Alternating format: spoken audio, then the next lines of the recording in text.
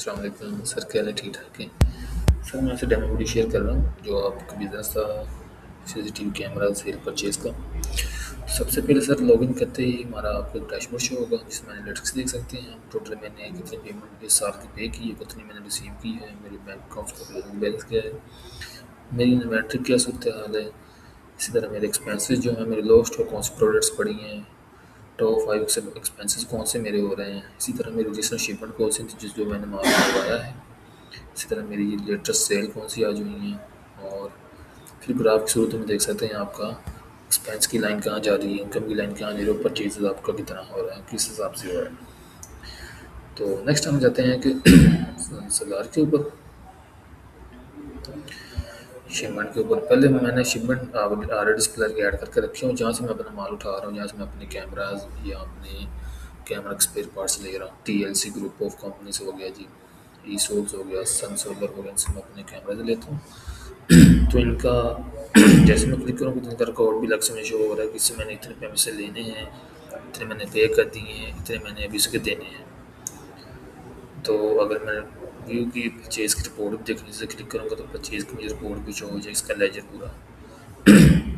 तो क्योंकि हमने शिपमेंट मंगवानी है तो इसके लिए हमारा रूल होगा कि हमने प्रोडक्ट्स ऐड करनी है। तो मैंने जी कैमराज को CCTV कैमराज इधर लिख के CCTV कैमराज को एज मैं CCTV कैमरा की मुख्तलिफ टाइप्स होंगी CCTV कैम की तो ऐड करूँगा। जैसे मैं ब्रांड किस ब्रांड का किस कंपनी का था वो JS का था। प्रोडक्ट कैटेगरी की CCTV कैमराज थी वो मैं इधर से भी ऐड कर सकता हूँ कि उसकी कैमरा की CCTV नाइट विजन कैमरा उसकी टाइप थी। ये मैंने इधर से उसकी कैटेगरी ऐड कर दी और मैंने नेक्स्ट किया तो इसकी मैंने कोई जो मैं जिस मैंने प्राइस में उसे सेल करना है वो प्राइस ऐड करूँगा मैं 10,000 की है। और अगर मैं स्टॉक में रहा तो मैं स्टॉक ऐड कर सकता हूँ, स्टॉक अलर्ट 10 प्रोडक्ट्स जब हो जाए मेरी सेल तो मुझे स्टॉक अलर्ट आ जाए। जैसा मेरे को इस तरह से सिस्टम में आपकी प्रोडक्ट्स ऐड होंगी, कैटेगरी से ऐड इधर से हो जाएंगी, वहाँ से हम ऐड कर सकते हैं। ब्रांड्स किस ब्रांड्स का कैमरा हम ले रहा हूँ वो भी ऐड कर सकता हूँ। वही में यूनिट पीसेज हो गए हमारा। कैटेगरी ऐड करने की जगह हम कैटेगरी बेस पे फ़िल्टर लगा सकते हैं कि हमारे जी पास इस कैटेगरी के CCTV नाइट विजन कैमरा के कितने कैमरास पड़े हैं। इसी तरह हमारे मुख्तलिफ जो टाइप्स की कैटेगरीज हैं उस हिसाब से हम देख सकते हैं हमारे पास करंट जो स्टॉक्स हो कितना पड़ा है। तो फिर हम आ जाते हैं अचीवमेंट में, जो माल मैं मंगवा रहा हूँ इधर से मैं अचीवमेंट करूँगा, टाइटल्स कर दूँगा जी CCTV कैम। सप्लायर जिससे मंगवा रहा हूँ मैं जी TCL ग्रुप से मंगवा रहा हूँ। कौन सी चीज़ मंगवा रहा हूँ जो मैं अभी ऐड करके हूँ प्रोडक्ट्स, मैं CCTV कैम मंगवा रहा हूँ, 100 कैम मंगवा रहा हूँ। मुझे 1,500 10,000 लगाया था मैंने ऐड आइटम की, क्योंकि मैंने उसे साथ ही पे कर दिया तो उसे मुझे शो कर रहा है कि आपका जी 10 लाख बना था तो 14 लाख कुछ आपको पुराने पैसे भी रिमेनिंग पड़े तो टोटल आपका बिल बना है 159 लाख। तो मैंने जी उनसे कहा जी मुझे इसने 10 लाख जो था वो मुझे पे कर दिया है। तो इस अकाउंट में मैंने उसे पे किया, मैंने उसे बैंक और कैश अकाउंट से अपने सप्लायर को पैसे ये पे कर दिए, सबमिट किया तो उसके खाते में ये पैसे ऐड हो गए। तो अब मैं जाकर TCL यहाँ से मैं इसकी देख सकता हूँ शिप दूसरी शिप भी जो मेरे सिस्टम पे बनेगी, ये उसे मैं डाउनलोड करके शेयर कर सकता हूँ। सर जी मैंने ये पे कर दिए हैं और प्रिंट निकाल के दे सकते हो। यहाँ प्रॉपर आपका रेट शो हो रहा है, क्या लागत है कितनी थी और क्या हिसाब था। मज़ीद से मैं सप्लायर क्योंकि मेरा खाता मेरे पास अलग से बना हो यहाँ से मैं देख सकता हूँ कि मैंने इसको टोटल कितने देने थे, इतने मैंने दे दिए हैं, इतने मेरे भी रहते हैं। और इस यहाँ मैं किस किस डेट को मैंने इसे दी थी भी शो हो रहा है पेमेंट से, मैंने किस किस डेट को मैंने कौन कौन सी पेमेंट से की और किस अकाउंट से की थी। तो मज़ीद अब नेक्स्ट में आ जाता है कि सेल्स का कुछ मैंने कस्टमर ऐड करके रखे हुए हैं कि इरफान है, आसिम साहब है, जय तारक है, अली तला है, ये मेरे कस्टमर रेगुलर थे, ये मैंने खुद से ऐड कर लिए। और जब मैं सेल करने जा रहा हूँ तो जो मेरे रेगुलर कस्टमर नहीं होंगे वो यहाँ से मैं ऐड क्लिक करूँगा, ऐड कस्टमर यहाँ से मैं उसका नाम दे के और नंबर दे के उस कस्टमर को मैं ऐड कर दूँगा इधर से। नहीं,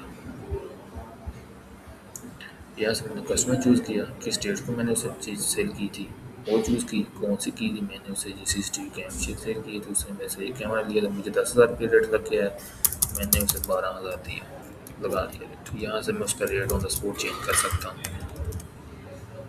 या अगर आपके पास है जी उसका QR कोड स्कैनर है, तो यहाँ से आप क्लिक करेंगे तो आपके वो कैम के साथ लिंक होगा, तो कैम के साथ अपने प्रोडक्ट्स ऐड करते जाएँ QR कोड के साथ, तो QR कोड ही जनरेट हो जाता है इसमें। जैसे मैंने रिटर्न किया तो ये उसका बिल बन के आ गया, मैंने उसका 12,000 रुपये उसे मेरे देना है, उसने मुझे 12,000 भी दे दिया था। तो यहाँ मैंने उसकी पेमेंट्स ऐड की 1,20,000,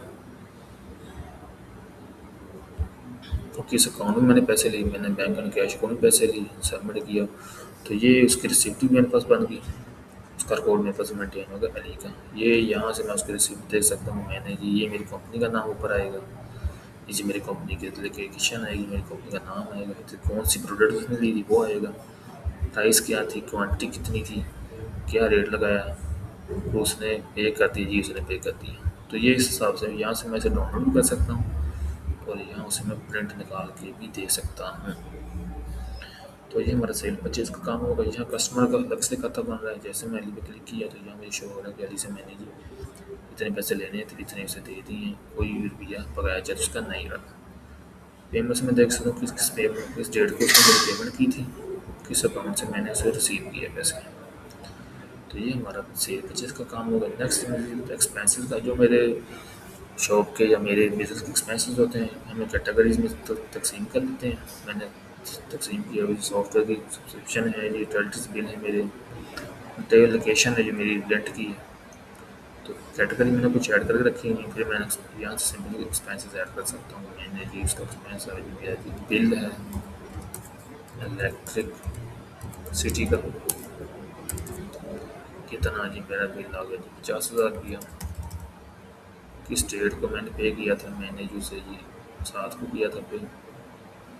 किस कैटेगरी में आएगा जी मेरी ये